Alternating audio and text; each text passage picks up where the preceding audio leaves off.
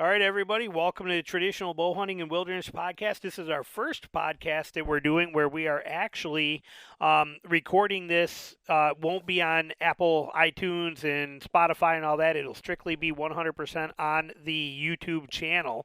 And we have a very special guest with us today. Fantastic hunter, great guy. We have James Wood on here. And for those of you guys that don't know him, I think he's I don't know, he's probably put 5,000 animals on the ground with a traditional bow in the last few years.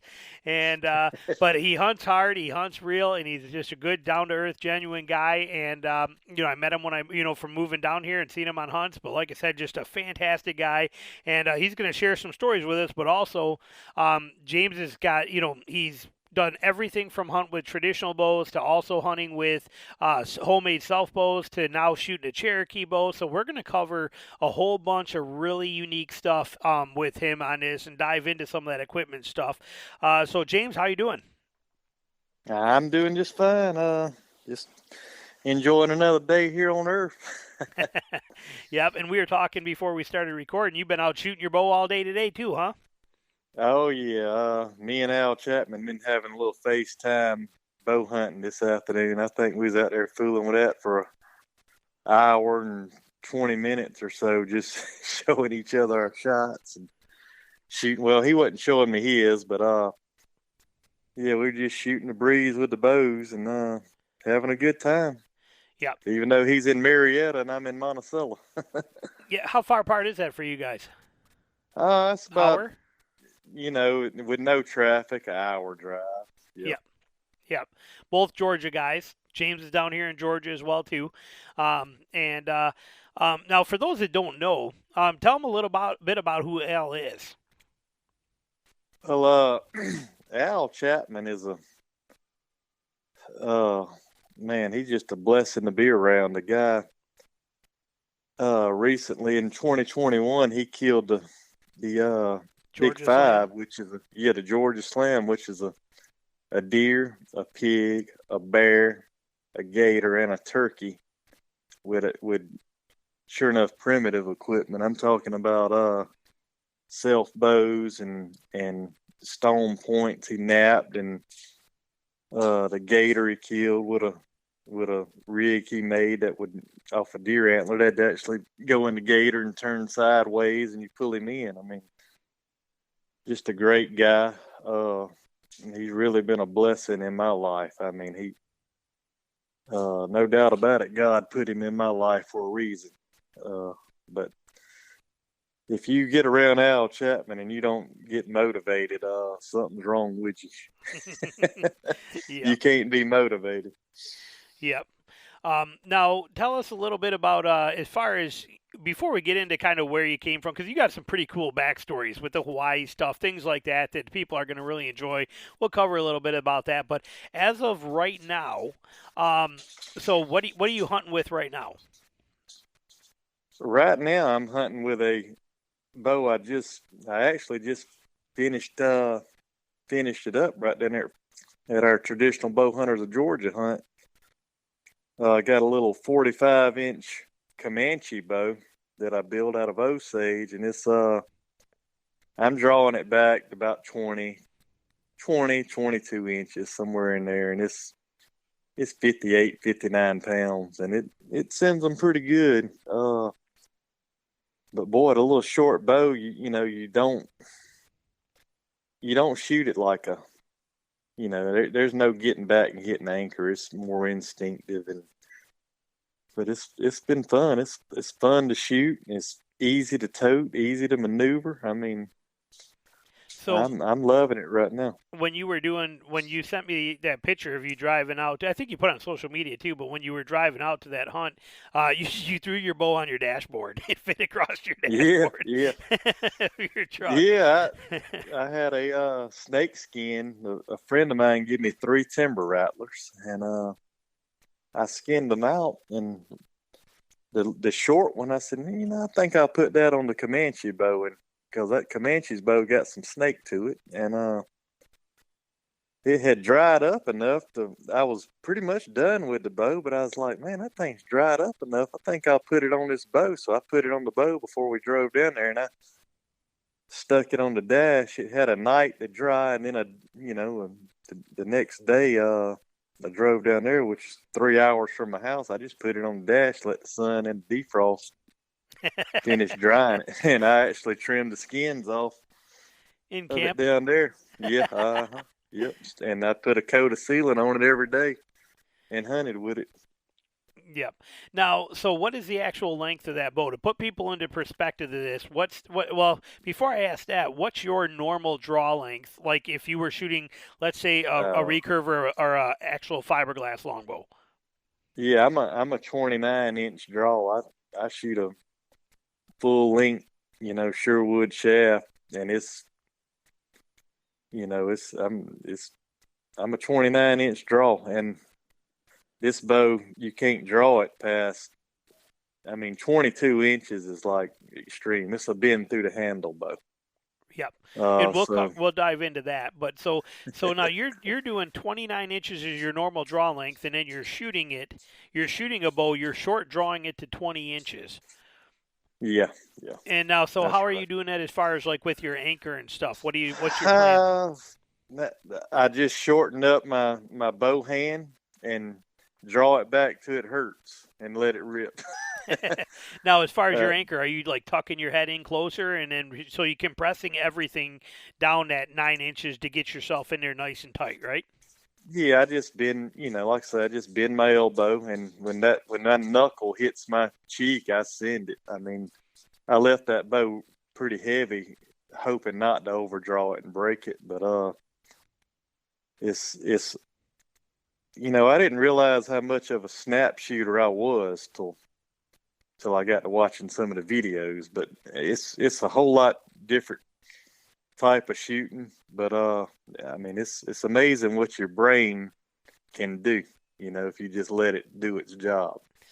Some of my best shooting I ever done with a bow was one in my first few years with a traditional bow, and I didn't realize it at the time until I was on a 3D shoot. But people are like, "Man, you need a lighter bow." I'm like, "What are you talking about? Like you're barely pulling it like 22 inches." And I'm thinking, "What do you mean?" And then I started doing it, shooting and recording myself on an old VHS camera back in the day, and I realized that I was same thing. I was snap shooting. I was letting go, 3-4 inches in front of my face, just like when the base of my thumb would touch the corner of my mouth, that arrow was gone.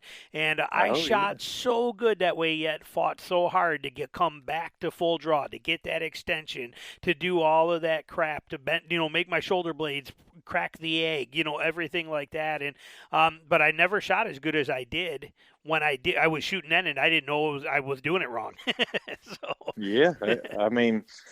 That's what's amazing is, you know, I found with this little bow, the more I try to hit anchor, the worse my shooting gets. I tell Al, I said, if I just grip it and rip it, man, they're right there. yep. And you got to be careful with that bow too. So, well, that's the first thing you told me when you handed it to me. Do not draw it more than 20 inches. Yeah, yeah, that's right. Yep. Yeah. Yeah, I cut some arrows for it. I was talking to Donnie Wilkerson. He was telling me about he used to play with them things, and he had some arrows he cut down short. Well, I cut a few short ones down. I took some of them broke ones I had out there, and I cleaned them up and rebeveled them and stuff, put a head on them, and started shooting them. Well, just to make sure, I cut them to 24, and just to. But that bow, like I say, it's 59 pounds at 20, and when I get it back that far, I can feel it a little bit, and I know it's time to let it go. For sure. Well, and I know some of the self bow shooters and stuff too that are like that. They'll actually, I've heard of them with their wood arrows. They'll put a little groove ring on, like a half-inch back from the broadhead, so they can feel that when it touches their knuckle. Things of that Yeah, nature, kind of is that, that let it that's go right. kind of thing. Now, so with this bow, because this bow is fascinating. Now you made it. It's got a really cool snaky shape to it. It's a pretty sweet bow. But so explain to people that don't know what you mean when you say this bow bends through the whole handle. Yeah, I'm a big quiver man. I don't like having a quiver on my back, and with the bow bending through the handle, it actually bends all the way through the grip. Uh, so there's no non-working portion on the bow, so to speak. So a quiver is out of the question, and you can actually feel it bend in the grip as you're shooting it. But you put it on the tiller board and pull it, and you really see it. My normal tiller boards are made out of a 2x4 out there, and I got a hole drilled in it where I could see the center of my bows as I'm tillering. And I actually whittled down a piece of cedar with a draw knife and stuck it through there to tiller this bow, because the 2x4 was messing up my tiller as I was taking wood off the belly of the bow to get it to tiller. But that piece of cedar was just right, you know. It got where I could actually see what was going on and take enough wood off to and that's another thing. I was FaceTiming Al Chapman as I was building it. He's like, "You got to get it off that 2x4. It's messing up your tiller." I mean, that's another set of eyes, you know. Yeah, you need to be able to get it to flex. Yeah, exactly. Yep. And now, what did you use for a riser on there? Because I remember you were telling me when I was looking at that bow, you were telling Al, you're like, I need some sort of a little bit of a riser on here. I need a little bit of a grip. What did you come up with? Was pretty brilliant. Yeah, for the grip, Al took some thick leather and just stacked it up on top of each other, and we glued it together, because the bow is flat. There's no grip at all. It's literally flat all the way from tip to tip. There's zero grip on it, no fades, nothing.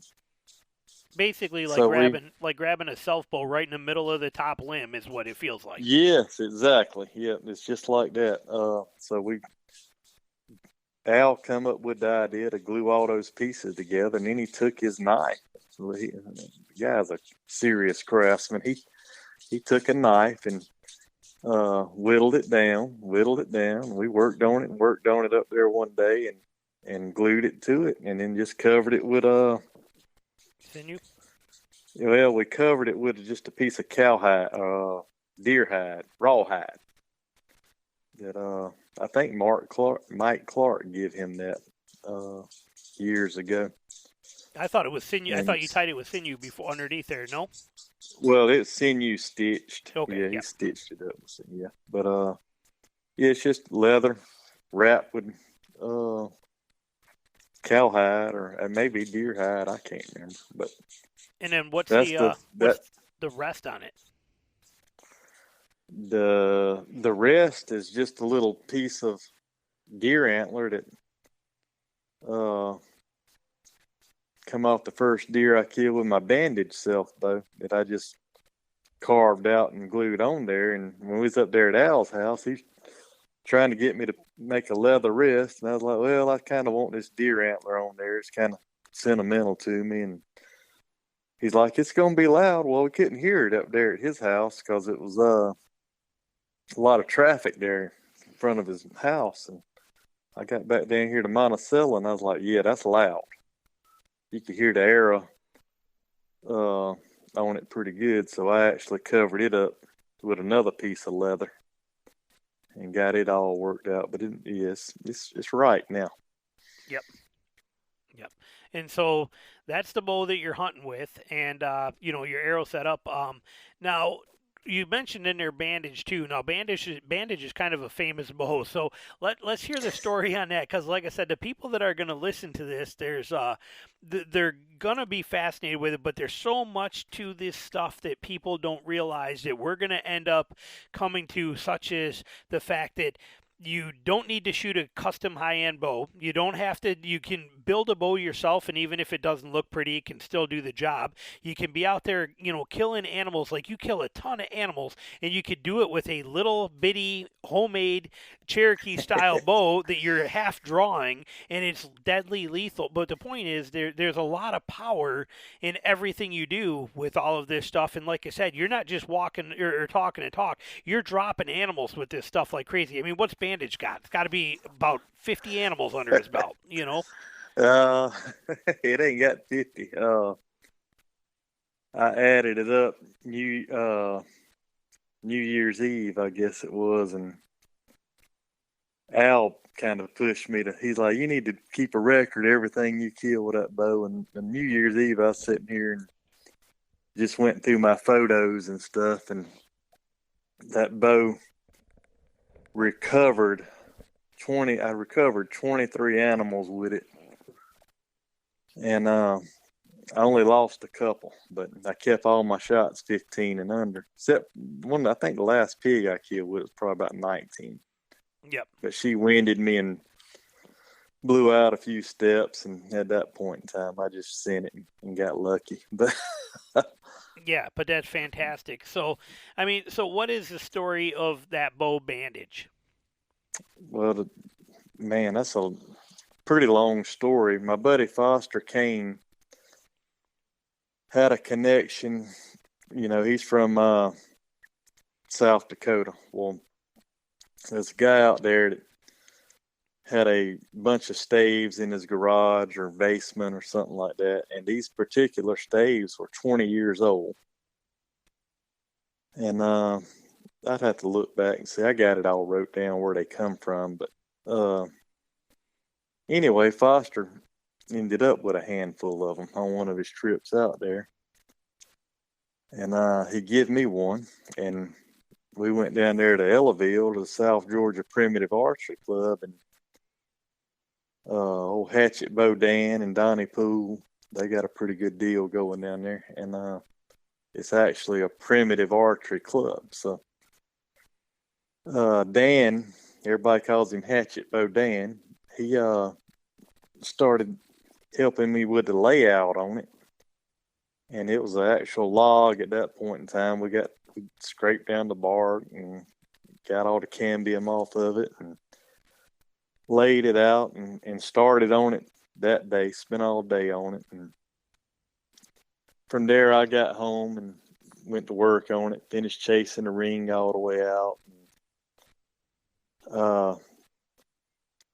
Got it somewhat done, and then that's when I kind of called old Al Chapman up, and I spent 3 days at his house. I got, I think, 44 hours in that bow, you know, manual working on that particular bow, and a lot of driving, because I drove to Al's house for 3 days in a row. Well, we finally got it, you know, tiller and shooting. I took it out there, and probably about the 20th shot, I heard a crack, and it popped a splinter. I mean, it it broke my heart, you know. And we took it in there in Al's house, and he put a sinew bandage on it, just wrapped it with sinew and glued it with I think we put some wood glue on that over the sinew. And every day for 4 or 5 days, I put a coat of sealant over the bow. And I put it on the draw board out there and drew it back a few times at my house, and it held together. And I said, well, I ain't going to do nothing else to it. We're just going to start shooting it.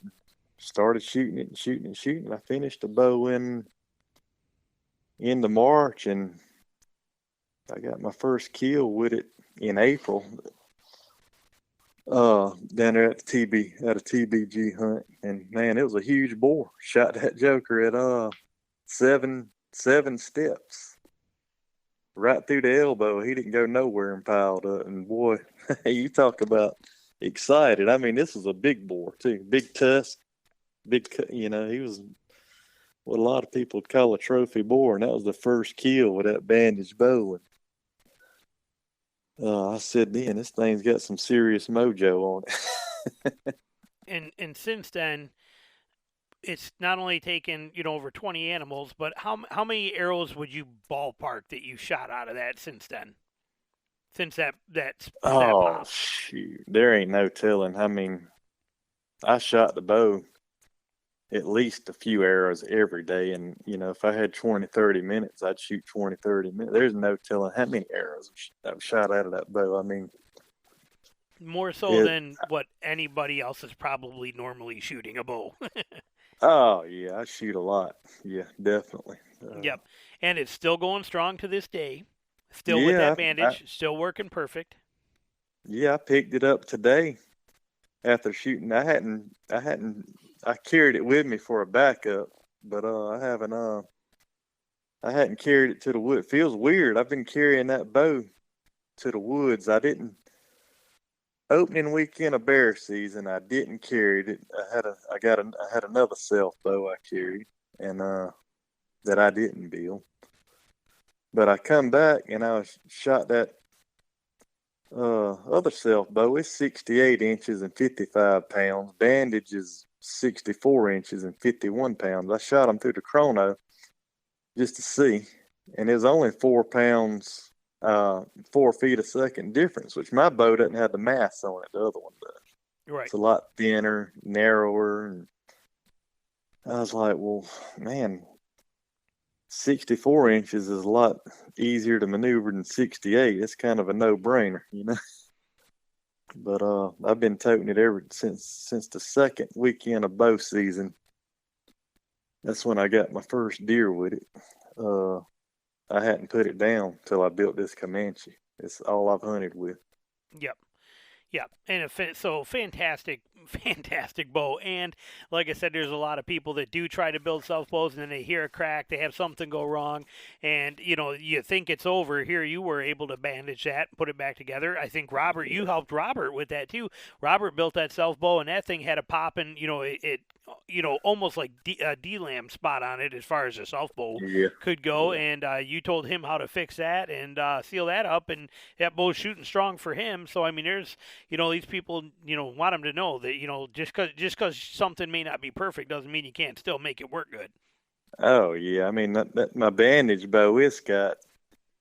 I mean, if you look at that thing, there's all kind of mistakes in the bow. I mean, there's thin spots, thick spots. It's got a lot of back set in it, but the thing has a great arrow cast. I mean, it shoots a 70-75 Douglas fir. I mean, it loves them, eats them up. It's really a kind of a miracle bow. Now, is that your first one you built? First self bow you ever built? That was my very first self bow. Yep. And still going strong. Oh yeah. So now, when did you get into the traditional archery stuff, traditional bow hunting? This was my third year of trad. The first year, I went down there to Big Jim's, and he pulled every bow on the rack back for me, and I ended up getting a Bear Super Grizzly. I think it's 45 pounds at 28 or 29, something like that. But I was working for a company then. I was on the road all the time, so I hunted a week in November. I take off the second week of November every year in deer hunt. Well, I hunted that week, and I killed my first deer with it. It was a really nice 6-point buck, like 20 inches. And then I shot a doe right after that. And I think I killed one more deer the rest of the year, but I didn't get to hunt much at all because I was out of town working. When you come home out of town working, it's hard to go hunting. But, the next year I had a Big Jim Mountain Monarch. Jim helped me a lot too, and I didn't know anybody that shot trad when I started. And I wore Jim out for a pretty good bit, but anyway, I had a bow that he built for himself. It's 57-pound, 60-inch Monarch, and I was actually able to hunt that year. I killed a couple bears with that bow and quite a few deer with it. And well, the summer before hunting season come in, I was down there at Ellaville again at South Georgia Primitive Club, and I was shooting with a guy named Joel Pitts, and he had this old crazy looking bow he'd built and was telling me all the stuff he'd kill with it. And Joel's an older fella, and I was like, "Are you serious?" I'd never seen a self bow, And he's like, "Yeah."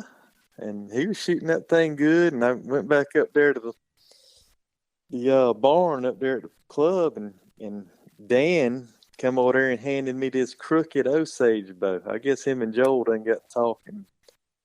He come out there and handed me that thing, and we went out there to a little target. He handed me a couple arrows, and I drew that thing back and shot a pig target with it and was hitting it, right there in the kill zone immediately. I was like, you got to be kidding me.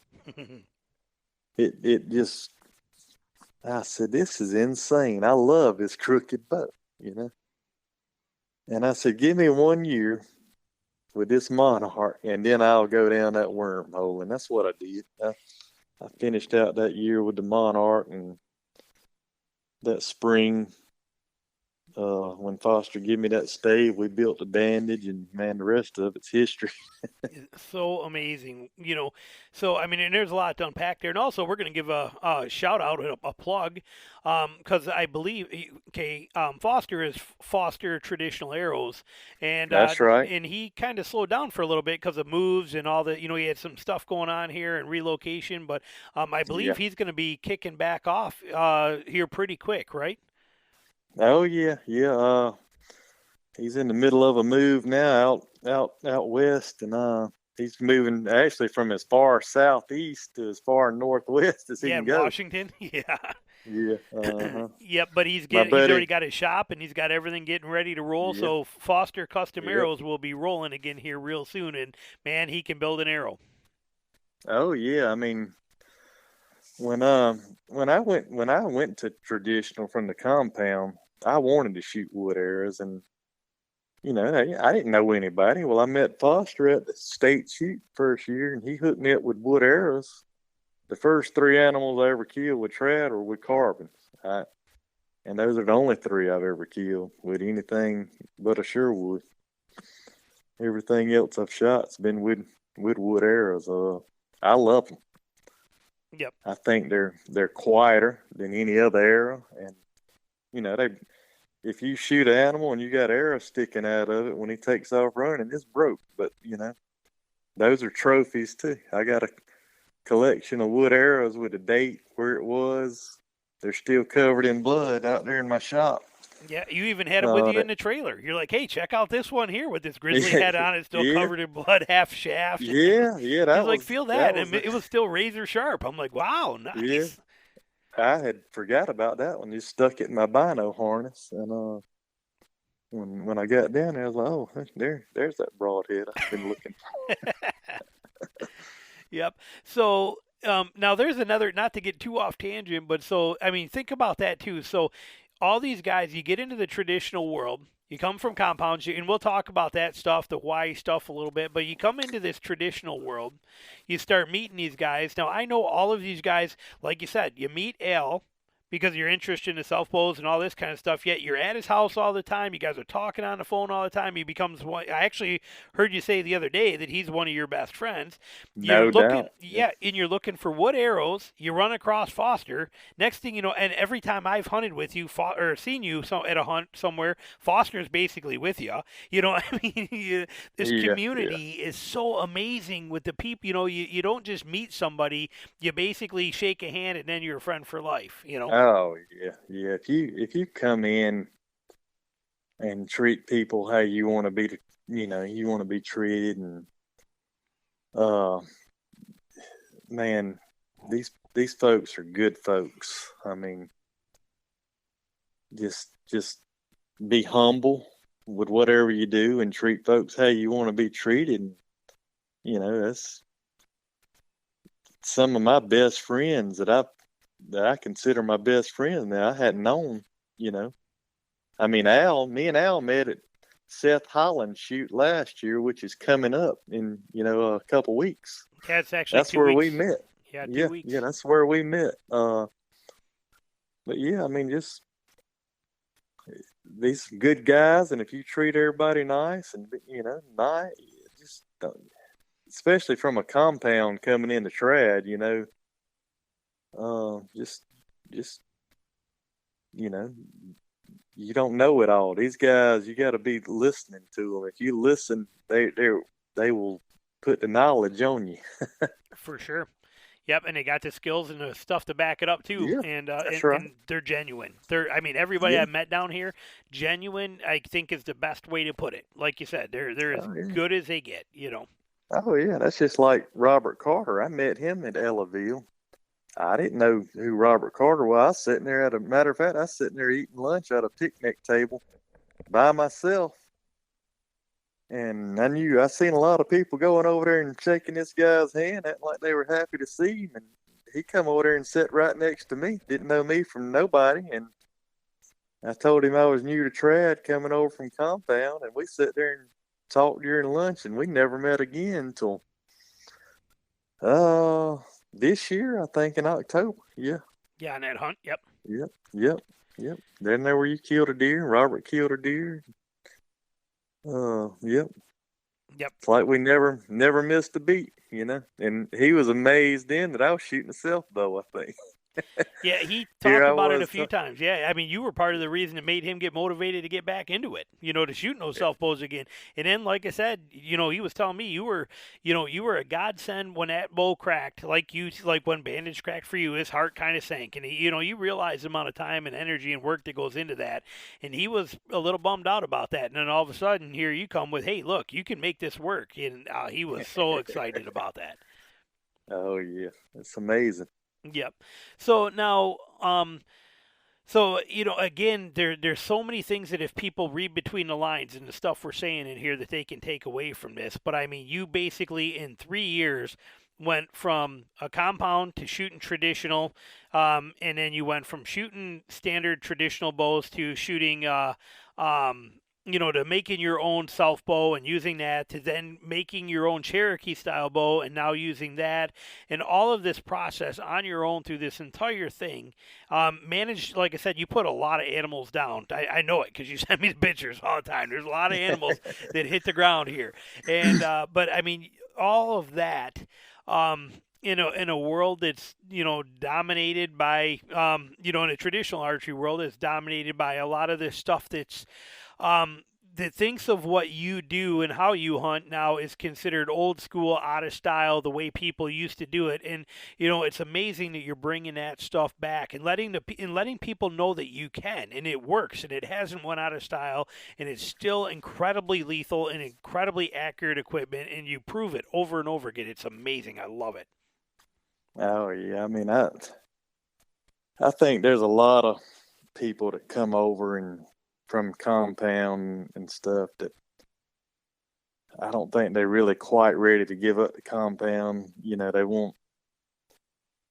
overcomplicate it to the extreme. I mean, then that just ain't me. I don't want a aluminum riser bow. I'm not saying nothing bad against them. I mean, shoot what you want, but the aluminum riser, carbon limbs, springy rest, all that ain't for me. I want wood on wood. Right. And that's just what I like. I mean, I'm not knocking on anybody for anything, but I like to keep it as simple as possible. And what I've found is, I mean, I got arrows in my quiver that, when I was playing with these river cane arrows a little bit, I mean, they 60, 80, 90 grain difference. And inside of 15 yards, it don't matter. That's exactly right. That's the whole point, is keep it close, You keep it 15 and under, it don't matter what. I mean, 50, 60, 80 grains ain't nothing. I mean, it don't matter. That's what I like about it. Just keep it simple and don't overthink it. Get you a process that works for you, and turn off all this stuff you see on TV. It don't matter how your hand flies behind your ear. Just find something that works for you and that's repeatable and do it. Yep. And now you find it's probably a lot, I mean, for the hunting that you do, because, I mean, most of your hunting, deer, obviously a little bit of tree stand stuff too, but, I mean, you spend a majority of your time is chasing hogs for the entire year. And now with that kind of a setup, with what you're using, you find that it's very beneficial. I would imagine even this little Cherokee bow is a heck of a lot more huntable, than even a self bow is, or any other bow, but it lets you get right down low on the ground, hunker in, shoot horizontal, do all these different things that you can do with it without a problem, huh? Yeah, I mean, like I say, Fort Stewart was the first time I really got in the woods with it. But so far I'm really liking it. I like the maneuverability. I hardly ever kill a pig standing straight up. Most time I'm on one knee. As a matter of fact, I don't know that I've shot one standing flat footed, straight up. Most of the time I'm on a knee or crotched or Trying to get as low as you can to hide behind yes, those sir. two pieces of river cane, Exactly. I mean, standing up will get you busted in a minute. Yep, for But sure. I like the little bow so far.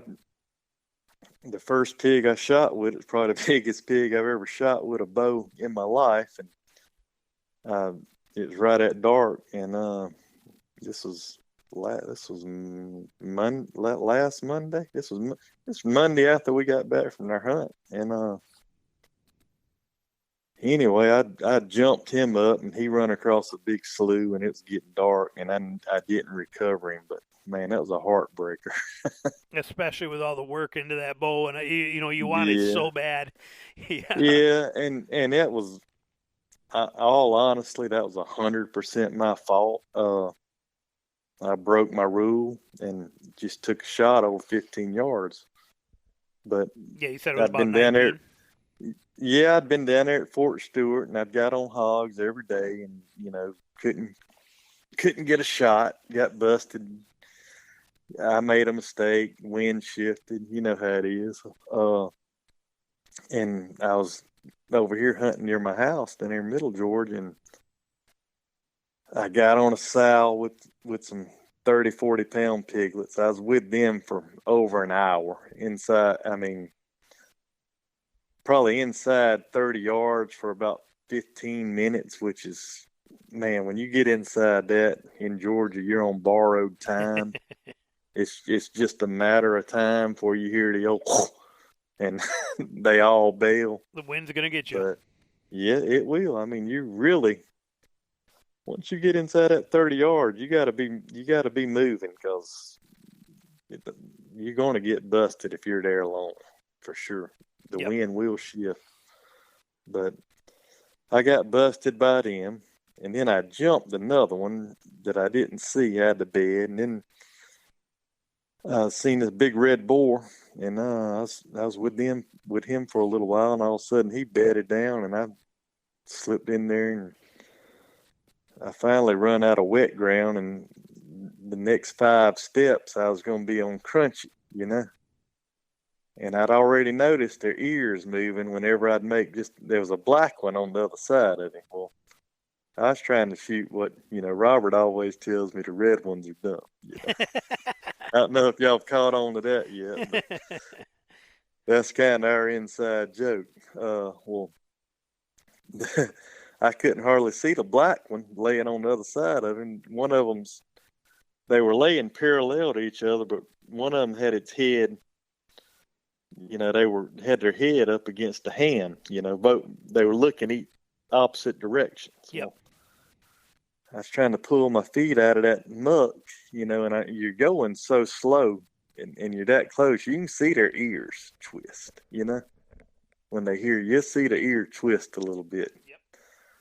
And when I run out of that wet, I was like, there's no way I'm going to get 5 more yards. And I sat there for a few minutes looking at them through the binoculars. I decided just to go ahead and take the shot, and I did. And the pig was laying there with his back to me, bedded down, and I just one-lunged him and wasn't able to get another air in him. And eventually jumped him up, and he run across a big slough, and the water was high, and that was game over then. It was done. About dark. And pigs are, if people haven't hunted pigs, and if they haven't hunted pigs in the terrain that's down here, I mean, they're tough, man. They are tough, and if you don't hit them exactly spot on, like I said, they don't bleed a lot. If you hit them behind the diaphragm, the hole's going to clog. Stuff's going to come out and clog it immediately. Doesn't matter what size head you're using. They're just pigs. Pigs are tough. If you hit them above the halfway point, top to bottom, if you're above that halfway point, it's gone. You'll never. Your odds of finding it are next next to nothing. And if you're behind the shoulder, your odds of finding them are next to nothing. Yeah, I mean, I told somebody the other day, I said, the best way to kill a pig is find it bedded down and shoot it in the belly. Yeah. A little locker right there. Yeah. I mean, that's amazing. But yeah, they do. I mean, that shot right there, there's people that'll say, oh, you shouldn't have took that shot. And I agree, I shouldn't have. I broke my own rule and it cost me, But think about that rule, self-inflicted rule of 15 yards, okay? Yeah. And again, not somebody who's, you only been doing traditional bow hunting for 3 years, and you already got a rule of 15 yards. When I made that video on Are You Good Enough, and I put a video out there trying to tell people to keep it close, and I told them my average shot on animals, overall these is between 8 and 12 yards, they didn't believe me. They're like, nobody is going to hold out to stay inside of that, or but here you are doing it all the time, and it works for you, and you only got 3 years of traditional bow hunting under your belt with this. It's not like you've been doing it forever, and this was you learn this by trial and error. You set a limitation on yourself so that you don't lose animals. Oh yeah, I mean, that was the first one I've lost in a while. I mean, I'm trying to think back. 15 yards, even if something goes wrong, you got a little grace, Yep. From 15 to 20, a little mistake shows up big, and you're losing a lot of power, And you also have to deal with the variables of the animals. And as well as I do, if they're not bedded down, a hog doesn't stand still. They're moving every single second, so it's a whole different ball game. Now, as far as so that's your whole traditional world, which is unbelievable from the fact that, like I said, in 3 years, going from shooting modern traditional equipment to self bows to now a little homemade Cherokee bow. But this whole process of what you've done in the traditional world is amazing. Now, before that, you give us a little breakdown on some of that stuff going on back into the Hawaii things, and some of that is pretty amazing. Yeah. Well, I started compound hunting when I was in middle school, and first deer I killed was with a little PSE compound bow. I grew up in Thompson, Georgia, and I had a farm to hunt over there near the house. I was shooting a little PSE compound, and I was shooting fingers and no sight, so I was just looking down the arrow, shooting it. And the first deer I killed, I was actually in a persimmon tree, and a little buck come up there, and I'd shot that bow 1,000 times, and I couldn't draw it back. I get to where it was about to break over, and I was shaking so bad I couldn't. Well, I let down, and the arrow come off the string and hit the dirt. Well, the deer thought it was a persimmon.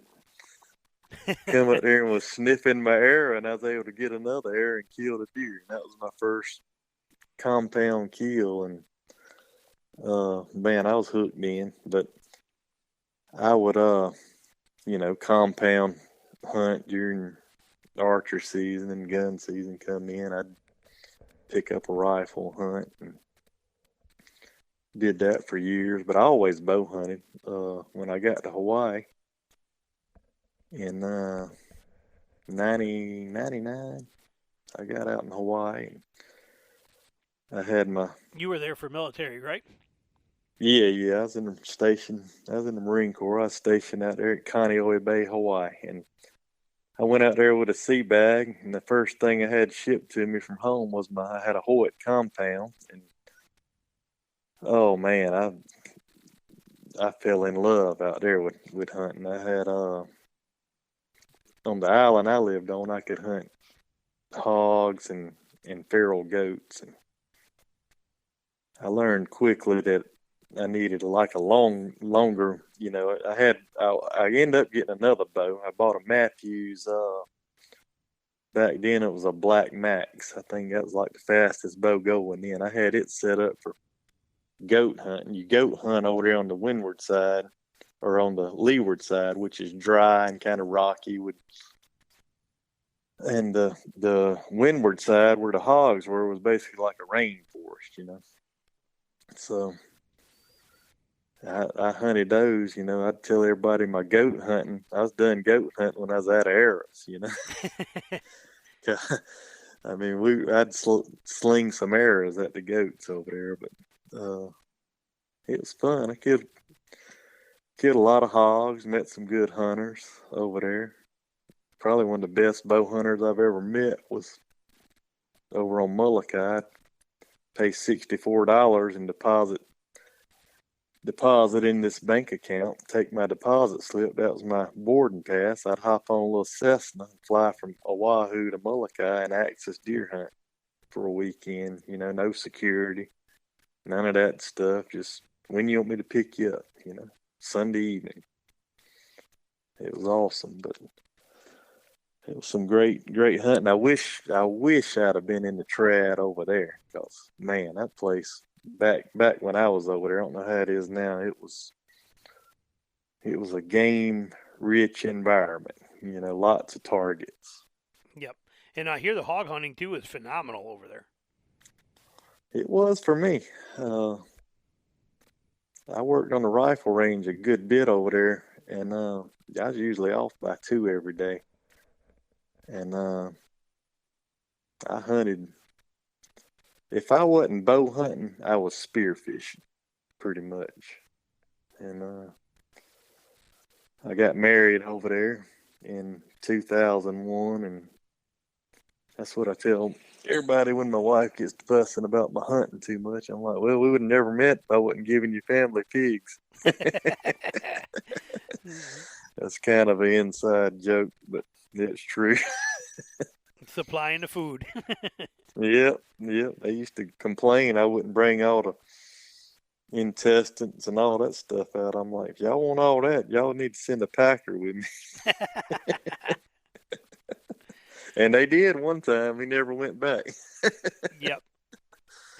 And so then you took your wife, moved back to Georgia when you guys were done. You know, family, Yeah. and you basically here in Georgia now too. And then now you also a plug for, because there's a lot of people obviously in Georgia that listen to this, but now you also have your own business where you do leveling and dirt work and all that kind of stuff, right? Yeah, I do clearing and grading, kind of small scale stuff. I'm just a one man show, no employees. Just kind of eliminate some of the headache that go along with self employment. It's I work pretty good, pretty steady in the spring and summer, and when it starts raining, wet, I hunt. Yep. Yep. Now, for those people that are like I said, anybody that's listening to this and stuff needs that kind of stuff done. When you're talking about grading, you're talking new construction, you're talking pool Yeah, grading, yeah. anything at all like that needs to be done, and that kind of thing. And so they can just look you up for that, or is there an actual business name you want to plug for anything like that? That's I open to mean, you. you basically just best way to get me is call me or Facebook or Instagram. Facebook is just James Wood, and Instagram is Woods Outdoors. But I do everything from going in there and clearing your lot, getting rid of the trees, to putting in your driveway, to grading the pad, whatever you need, that kind of stuff.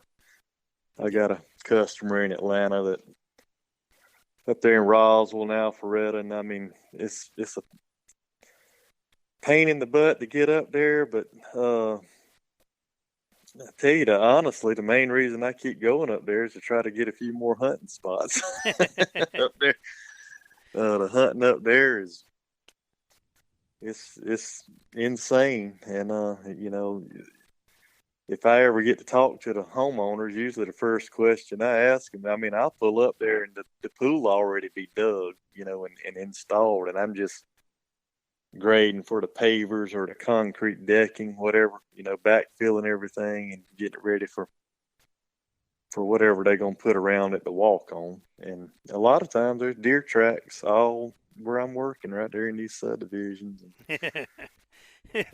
Your first If question I is, hey, there's a big if discount involved if I get access to hunt land. Hell, if I pull up there and they got cages and wire over their shrubbery, I know I'm in pay dirt, you know.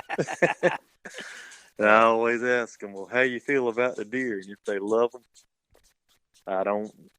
I never say another thing. If they hate them, I got a spot to hunt. Love it. Yep.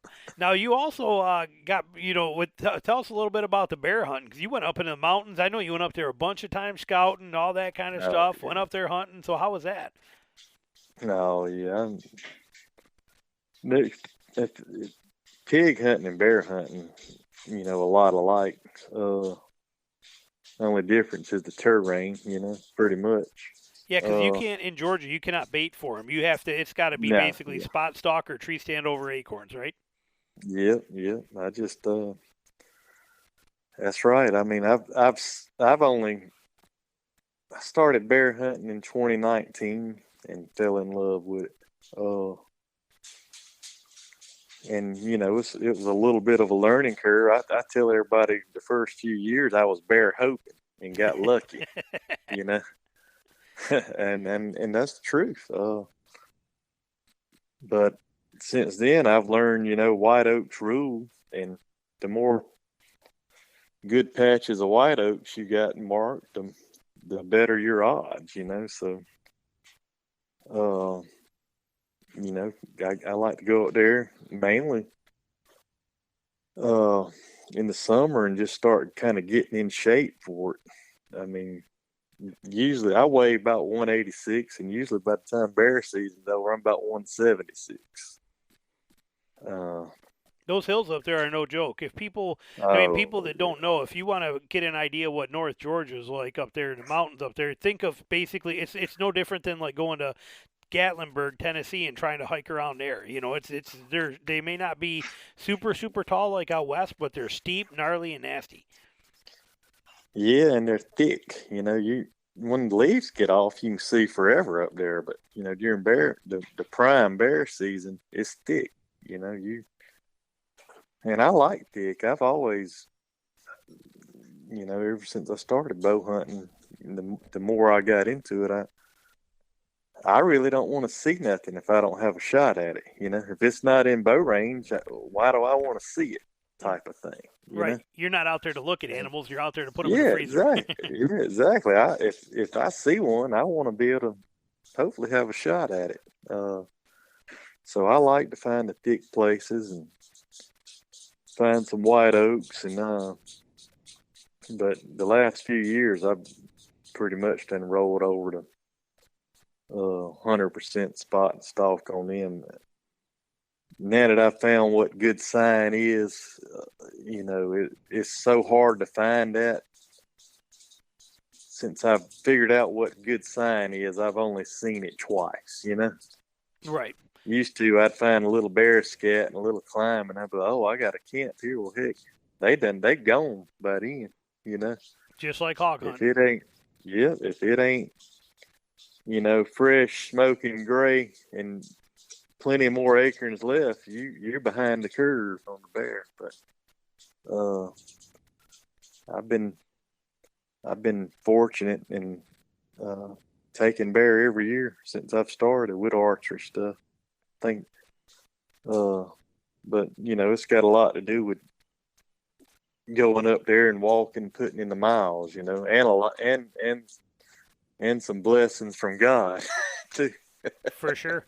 I mean, because you're technically, you're what a lot of people would assume that it's going to be okay. Well, if you're doing it that way, you're going to go up there and you're going to start noting some feed trees and figuring some things out there, and then you're going to plan on setting up on those. But like you said, when you're still hunting for bears, it's not like being in like in Canada doing it, where everything is quiet and soggy and it's swamp land and stuff like that. I mean, you're up there and you're still hunting bears in crunchy oak leaves, and Yeah. it's a whole different world. And then to go up there and scout and to almost like pig hunting where you're building loops, you're going up there ahead of time and trying to figure out some of those routes and making loops in areas that you're going to go through. And It's a whole different world. When I'm done bear scouting, my neck hurts from Looking up. glass and white oaks. Yep. Yep, and just trying to see which ones have acorns, which ones don't, and eliminating all that before season even comes in, and then trying to find these places you can walk with good stretches of them and listen, because my favorite way to hunt them is listening to them lapping and cracking. Once the acorns fall, the odds are not in your favor, Because there's because too once many of those you. once the acorns drop, you're not going to hear them. You can get up there walking early in the mornings and you'll hear, if you're on a good patch of white oaks and the bears are up there climbing and lapping and eating them, breaking the branches, you'll hear them. Right. And if you can get, thermals and everything's in your favor, that's the big thing up there is the thermals. You're still in Georgia where the wind's shifty, but then you add the thermals to it and it's a whole nother, Yeah. whole nother trick. And a bear's got the best nose of any animal out there. Oh God, yeah, and a 40 square mile home range, Right.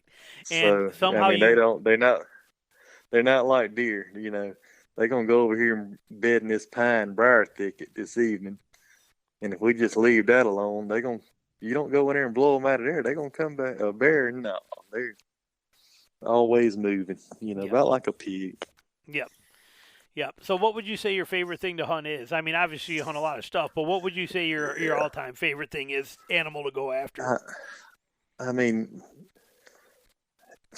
shoot, I tell you, I'd say pig, and the main reason is because you get on. I mean, you get on them a good bit. They're not as hard to find as a bear. A bear. I mean, some of the best bear hunters I know this year struck completely out just because of the acorn crop. There's a good acorn crop, and they were really spread. But the bear wasn't concentrated this year like they were. There were patches of acorns here and there. But this was the roughest year. I can't wait to see the harvest report for 2023 on the bear. I'd be willing to bet it's probably going to be the lowest because there's so many acorns up there. Yeah, and they just weren't as concentrated as normal, I guess is the word to say. I mean, and a lot of the bear had already cleaned out the acorn, before the season come in here and there. I actually, being a friend of mine that hunted this year, we actually just scrapped the area and just went completely somewhere new and basically got lucky and got on some bear in there. Yep. Yep. But so the hogs are the one that wins the most, huh? Yeah, hogs is my favorite. It's hard for me to. I mean, I still like the deer hunt and all, but man, I just don't enjoy the setting as much as I used to. I can second that. Sitting in a stand is when you're given a choice, sit in a stand for 5 hours and not move, or get out and walk 5 miles in 5 hours. That's a winner all day long. Yeah, definitely. I mean, and if I'm sitting in a tree and I see some hogs, I'm gone. I mean, I'm done. Mm-hmm. Yep. Yeah. So now, because we're getting close, we are at that hour mark, and I want to keep these all right in there. But I did want to ask you. So you'd mentioned arrow wise, you're shooting wood arrows. You like the ones, but what do you any preferences on broadheads or any of that kind of stuff in there too that you like, or are you still playing with things, or are you a 3-to-1 kind of guy? Where are you at? I like the I like the Grizzly single bevels, and I like the Ace standards. Those are, and I'm leaning more toward the Ace standards just because they're great heads and they don't break the bank. I mean, I think you can get 6 for $44. Yep. Uh, And they sharpen super easy. They're nice. They're a oh soft yeah, head, and man, they oh sharpen up real quick, real easy, and they've been doing a job for many many years. that's right. Before season come in, I bought a pile of grizzly single devils from old Seth Holland that his dad got from somebody selling all their trad stuff, and I done shot all them up. I think I got about 4 or 5 left, but uh, the glue on, you don't have the options with the glue on stuff as you do with the screw in, I say. But Yep. I mean, I've found that it don't matter as long as you hit them right. It don't matter what's on the end of you. To Yep. me, as long as it's sharp. I like sharp, and put it where it needs to be, and you'll be fine. But And keep your I shots like that. close. That's right. Yeah, keep them 15 and under, and man, it'll change your life. It'll change your success rate tremendously. Yeah, There's no yeah, doubt about it. And when you like you said, I mean, going from going from a 10-yard shot to a 15-yard shot, the difference in variables and difficulty is, let's call it on a scale of 1 to 10, let's call it a 3, going from 10 to 15. But when you go yeah. from 15 to 20, you're jumping at difficulty and variable scale. Instead of a 3, you're now at a 7. Oh yeah. I mean, and especially if the animal has Wired. any sign of awareness that you're in the area. I mean, It's, if I'm at 15 yards and that deer or pig is a little bit alert, that's going to change my thinking completely. Then, because I mean, these bows are slow, you know. Yeah. I Well, mean, and here's a good way to think about it too. Like I tell people, I'm like, well, how do you know if a pig is alert? Because if it's not eating, he's alert. That's really what yeah, it comes down to. exactly. If Yep, he's not sleeping or stuffing his face in the yep, ground feeding, yep. if his head is out horizontal, whether he's looking at you or not, he is alert. He knows you're there. You got that right. If they ever pick their head up and look your way, they saw you. Yeah. They might put their head back down and go to rooting, but they know you're there. No Yep. doubt about it. Yep. And when you hear that wolf, that grunt, that Oh, whoa, and it's a yeah, unique one, and it's game over. yeah. I got a GoPro for Christmas, and I've got some good footage banked up. I'm all right at getting the video, but I suck at editing. I hadn't got that. I'm gonna have to lean on you for some of that for And sure. not only can I tell you how to do it or teach you how to do it, but heck, until you're ready for that or you don't want to mess with it, send it over to me on a USB drive. I'll put it together for you. Yeah, I got to figure out how to do all that. But yeah, I say keep it close and keep them sharp, and you'll be on the way to less heartache for sure. Yep. And keep it simple. Golly, don't overthink the stuff. Right. Well, it's like There, some of the guys we see with because down here gun season, like runs forever, and they can use high-powered rifles all the time. But yeah. I mean, went from a hunter in the woods being a guy in an orange jacket with a bolt action to now they got 5 magazines on them. They got 3-point harnesses. They got 2 sidearms on each side. They got an AR. They got I mean, it's like Yeah. they got a 10-inch knife sticking out of their boot. It's like I mean. What I've learned in Georgia is I've been living here my whole life, except for the years I spent in the Marines, and since I started bear hunting. So September and October, I bear hunt. In November, if I do my bear hunting. If I got a day or two, during that early bow season, I'm home and I'm off work early, I'll go deer hunting. But September and October, I'm on bear hunting. November, I deer hunt. When November's over and the leaves starting to get off, I'm done deer hunting. If I don't have them as many as I need in my freezer by the end, I'm done. Once these leaves get off the trees down here, these deer are nuts, and I don't care where you hunt. They're wired. They're a different ball Yes, game. They are a different it ball don't game.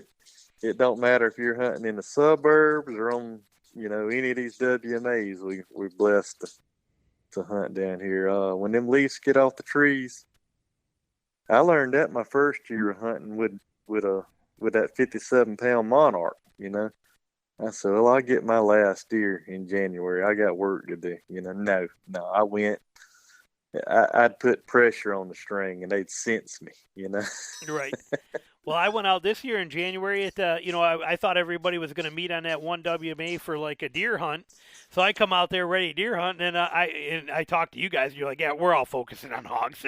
Oh, yeah. Yeah. I mean, yeah, it can be done, but boy, the odds aren't in your favor for sure. Right. Everything's got to go right. Yep.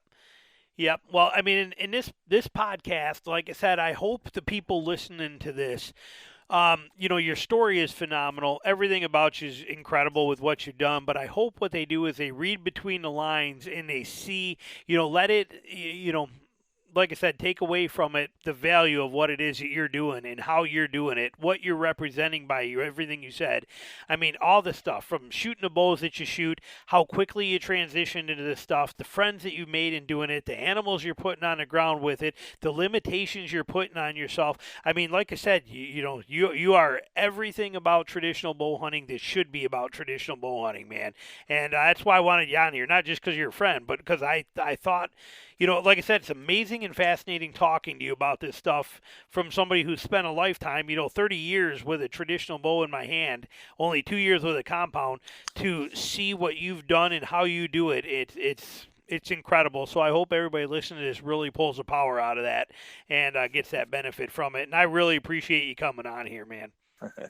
Well, I appreciate the kind words, and yeah, I enjoy talking with you, and look forward to seeing you whenever we can meet up down there. Maybe you can get up here with me and hunt before season goes out. We got a few more weeks, so. Yep, we'll have to make some plans on that. And we'll have to do another podcast sometime, too, because, like I said, I try to keep these close to an hour, but we still never even covered on, the methods. So you guys, when you hear, James Wood podcast number 2, keep in mind that one's going to be about the e-bike and the boats and the hippies and all the, you have no idea what this guy does and how he does it. So that'll be a whole nother podcast we'll have to hit sometime on there, because your methods and your tactics are they're pretty incredible with what you do. I mean, me and Al Chapman was out there shooting bows and, like I said, FaceTime, and I think that went on for an hour and a half this afternoon. Yep. Time flies when you're having fun and in good company. That's for sure. For sure. Life is good. Yep, yes, sir. Excellent. Well, anything you want to add or anything you want to do or anything you want to give a plug to or anything like that on here? Like I said, there's, I don't know since it's YouTube only now, but, before it would be, 3, 4, 5,000 people listen to these. So if there's something that you want to put a plug out for or anything like that, or, we cover it, we plug Foster, but, anything else you need, you throw it out there. Yeah, I think we about covered it all. I just say, keep it simple. And like Robert says, keep the good Lord first in whatever you do, and be humble and kind, and you can't go wrong. Yep. And now, how do people find you on Facebook and Instagram and that kind of stuff? Yeah, I'm just on Facebook. It's James Wood, and my Instagram is at Woods Outdoors. Yep. That's with a S. Woods Outdoors. Perfect. Excellent. Well, I appreciate you coming on, man, and don't take off yet. I'm going to kill the podcast, but don't hang up yet. I'm going to switch everything over.